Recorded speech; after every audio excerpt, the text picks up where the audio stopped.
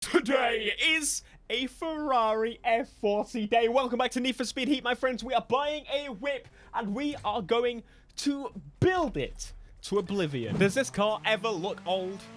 I should think not. It's beautiful. It's a classic. It will forever be a car, but it looks awesome today. In a million years, it will still look like an absolute iconic monster. Anyway, so this car is considered to be pretty damn good. I'm actually going to pop into the ring very quickly. I want to give it a quick little drive as is. Now, I remember this car being pretty quick in the previous Need for Speed games, but apparently, according to you guys, this is the second fastest car in the game under the RSR. You know how I feel about RSR competitors. We need to do it. We need to build it. Let's get it popping. What am I doing here still? We gotta build it, man. Come on, get on with it. Now, I saved up some pocket money to get some engine swaps up in here. Now, people were saying, debating what the best engine for this vehicle is. There's two that most people battle about, but realistically, it's the 4.4 V8. You know the business, how we do? We need to spend a lot of money. Hang on. Didn't I just buy an engine? As per usual, dual turbos is the way to go. We've still got so much money. I don't understand. I swear I just had enough. But maybe I had more than I needed. Maybe I can't apparently math. Right, track suspension. Again, we're going to try and make this thing an RSR destroyer. And so the only way to do that is by putting in the best bits as per usual. Come on, you know the business. We've done this a billion times already. 2 seconds, 0 to 60. But that's not really the number we care about so much because, sure, it's all well and good having a nice 0 to 60, but the real issue with most of the cars in the game is the 0 to 60 is about the same on all of them. Not really an issue. What is the issue is how quickly the RSR accelerates past 200 miles an hour or so and holds that stupid speed. Get rid of it. I've had enough. Put it in the bin. I don't think we have many parts for this car, but we're going to put on the parts we do have available. It would be nice to see a wide body in this car. Anyone agree? Wide body? Yes. If you said no to a wide body, why are you subscribed? Because you know full well, if there was a wide body, it would be on right now. Oh, I got rid of the pop-ups. Okay, now it's time to leave. How on earth could I do it? That's the most disrespectful thing I've ever heard of in my life. I'm disgusted in myself. What? This car is just one of those that I've not actually properly built before. That's why I'm liking going through all the cars. If you haven't realized, that's kind of the intent right now. See what I did there with the wheels? Yeah, those are the standard ones, but a little bit different. Looks very cool. It kind of adds a little bit of modernness to it, you know? A little bit of future-proofing, if you will. Okay.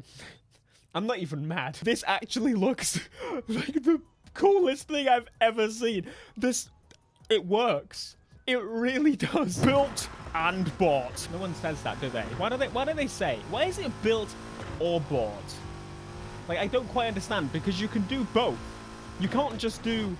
You didn't find it, did you? You can get it from a scrapyard for no monies. Even if you didn't find a scrapyard, it costs much. Right. To the F40. Now, I can feel this thing is quick. One of my favorite things I've just figured is the way this thing sounds is actually incredible. And the shift noise. Let's get it. Here we go. Oh, it just stops and starts. It just sounds fantastic. Now, the speed of this thing, I didn't even realize I was going 200 miles an hour. It definitely is quick. But how quick is the question? I mean, it makes me feel like I'm going fast. If a car actually makes you feel like it's going fast in this game, it really is. Because honestly, the sense of speed in this game, they've done a really good job. And it makes it so that most cars feel like they're picking up some speed. And now my sense of speed ability, I feel like you need to be feeling like you're doing about 300 for it to feel like you're going fast now. Let's pop into an event, get it rolling. I don't even know where we start. We do need something that we've got a good time in the RSR. Oh, my money event. Now that would be a challenge. So we have got a 248 and it is in the RSR. See, what I like about the customization on this car is a little bit different to normally how I build cars. Normally I'm like, oh, big wings, which technically I did try and do that, but there isn't any options available. In fact, it forces me to be a bit more subtle. Can't really call this subtle in some people's eyes, but I think this is subtle for me. This is pretty clean, but it kind of affected my build a little bit. I thought I'd be doing something completely out of the blue, crazy, big, stupid wings, big everything.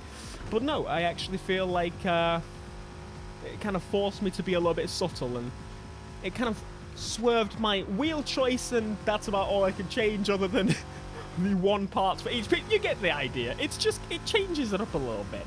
So anyway, this thing, as I said, feels very quick. It feels like it pulls in the 200s just as well as the RSR does. In fact, I think it pulls to 200 maybe a little bit better than the RSR. This is actually quick. Like most Need for Speed cars that drive fast, for example, I kind of fell in love with the 48 Pista the other day because of feeling a bit more stable.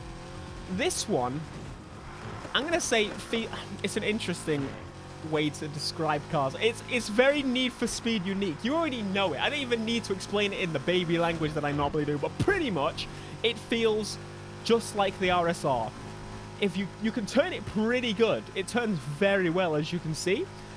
But if you then decide, oh yeah, I want to turn quite aggressively, it will drift and you will lose basically all of your speed. Which is kind of something that I want to hope to see get rid of at some point. But I feel like without that slide ability, we might actually have some issues with turning in general in Need for Speed again. We might have turned too little. Like, remember 2015 when you build a grip car? Yeah, I don't want to go back to those days, okay? But that wasn't too bad, was it? Again, this is one of those events that I don't really do for times. I do it for the money.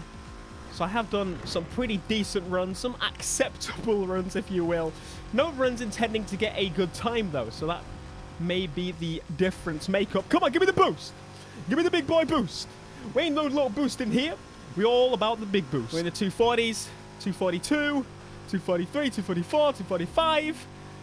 This seems like it's going to be about right as to what I described. Rocking in with a 250, which was 5 seconds slower than I think my RSR time. I need to check. 248, so it was only 2 seconds slow.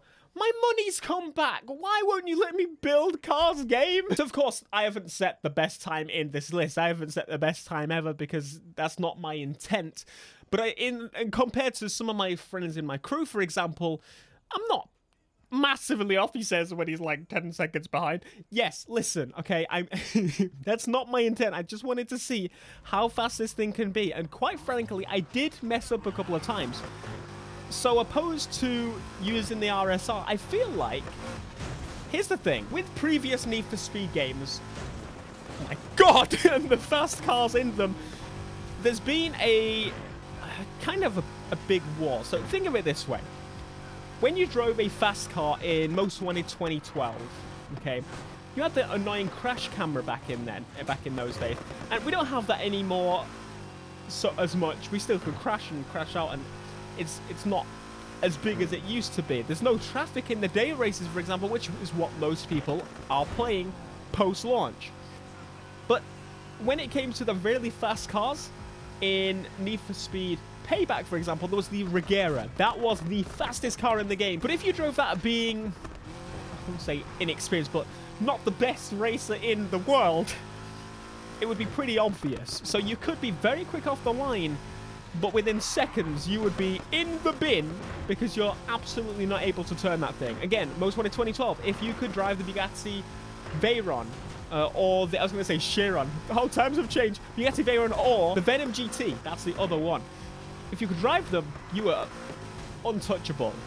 But if you couldn't really drive them very well, you would be in the bin. In Need for Speed Heat, that doesn't exist. The RSR is just good. The traffic is not there. So the high-speed stuff is very, very controllable. Even at night, it's not as hard as it used to be. And it feels like the handling has improved so much that it almost makes the RSR even better. That makes sense? We've got a wall, and we need to smash through it. Hopefully, we get some DLC cars that are faster than the RSR. Actually, I take that back. I take that back. That is dirty. 3 cars only. We cannot have the RSR. We cannot have the RSR killer locked behind a paywall. Don't do it. That's... I'm so sorry. I didn't mean to say that. But I think this is another one that I'm going to be using for a while, testing out, seeing how it is. Again, I'm going to have to rebuy the damn thing because it's giving me money back again. But ultimately, I think this looks cooler. It is cooler than the RSR. Does anyone agree? If you don't agree, Doors that way, sunshine. Alright, be sure to smash like, subscribe if you're new, and I'll see you in the next Need for Speed Heat video. Until next time, peace.